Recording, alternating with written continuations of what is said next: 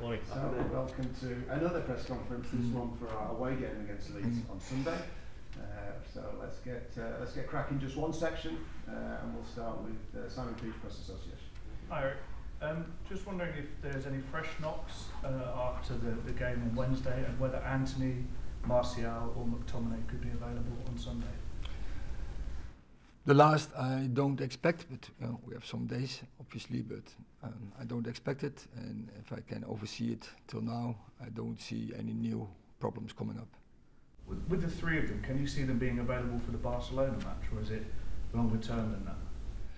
I think same answer is, I can't say for 100%, but I don't expect it. Eric, sorry, just going across. The injuries, obviously you've got some longer term ones, but is that a consequence of playing so many matches? And with the Barcelona games coming up as well, and then you've got an FA Cup game, could that have a detrimental effect on your season, because you're the only team that's still going for 4 things? Yeah. Injury, so if you see Christian Eriksen, you can't see that as an impact from the tough season, but it's a tough season with the World Cup in between, and a lot of load, I think overload from the players, and that's quite clear. And I think that process is already longer term going on, that the load on the players is too much. I mean, people spoke before the World Cup about the impact that the World Cup could have on the domestic season. Is it going to have an impact on Manchester United in terms of how you're able to train the players, the number of players you've got available, whether players are tired and you're going to have to push them through anyway? Yeah, but also, I say, Christian Eriksen, you can't put that under that reason. Martial, you can't put that under that reason. So it's also really individual how we can see it and how we find reasons why things happen. But also injuries, and that's if you play top football, you go across limits, and injuries will coming up. That's also a normal issue, I would say. I noticed with interest your comments regarding Jadon Sancho coming back last night, scoring. Obviously, Marcus Rashford has been reinvigorated this season, certainly his form coming back from the World Cup. I wonder how much pride you and your coaching staff take from working with young talented players like that and overcoming difficult situations and then seeing them succeed. That makes this job so exciting. And it's wonderful to work with young people and to get the best out of them. But finally, they have to do it by themselves. But sometimes, they need motivation. Sometimes they need a push. Sometimes they need interaction. Sometimes they need also inspiration of a plan.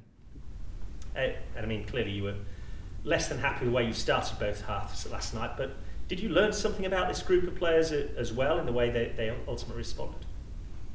Yeah, of course. I think it's not easy. You have to replace some players,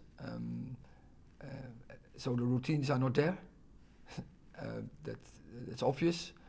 So we had the combination over the right last week was really well with Aaron and with Anthony, and now was a new combination. In the holding midfield position, we have to bring another player there. On the Christian Eriksen falls away, so the whole midfield construction is new. That takes time to get in the routines again, and that takes games.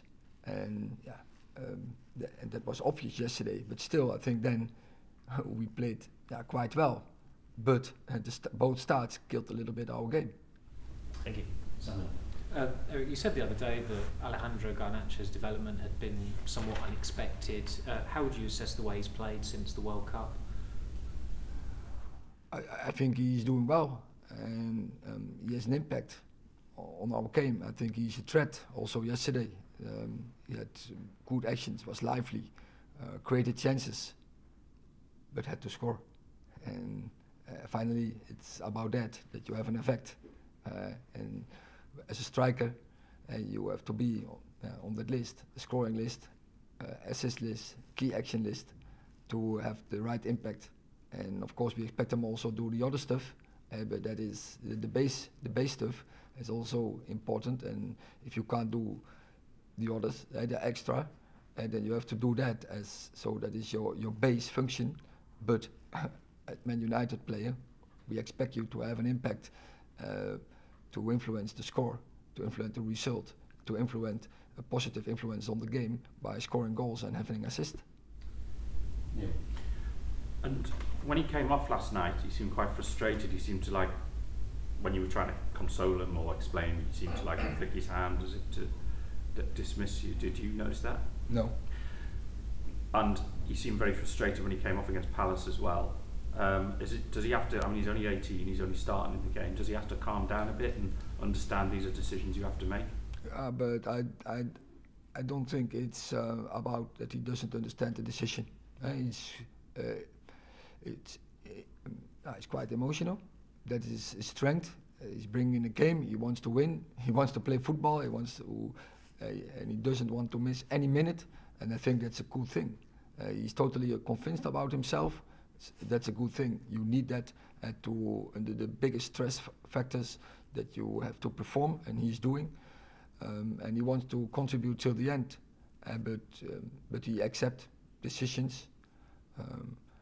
And yeah, team is always above everything, and I think he knows that. And I think, yeah, when he's coming off that emotion and that frustration is not against that, that he's not accepting it.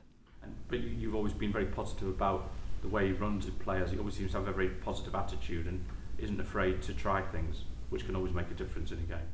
Yeah, I think have to. All the players have to be brave, and what you say, to try, as long as it's in the interest of the team.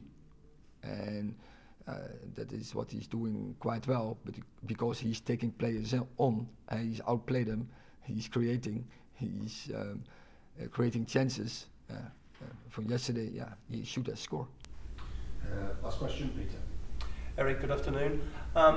2 big European nights coming up in prospect against Barcelona in the Europa League. Fresh reports today, though, of a European Super League, a new structure. Where do you stand? Are you an advocate of the fact that European football has to move on and has to change, or are you a traditional supporter of the Champions League? I'm aware of the dynamic, what's going on in international football. But if they're coming up new ideas, I have to have a look in it, and then I will make an opinion. So I'm not aware, because we're playing so many games in this moment. We have to develop this team. We have some problems with new players to bring in. So that's where my focus point is, and therefore I need all my energy. And about new European competitions, other people in this club will have a look in it and will inform me if the time is there, and if the moment is there. We have to make maybe decisions, but decisions is up to the club. But the current structure, though, no real issues with it as far as you're concerned?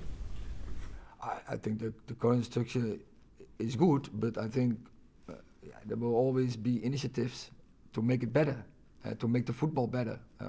And I think that's what life is. I think people always want to construct better, but which is a good thing, because if it's in favor of the football, it's always good.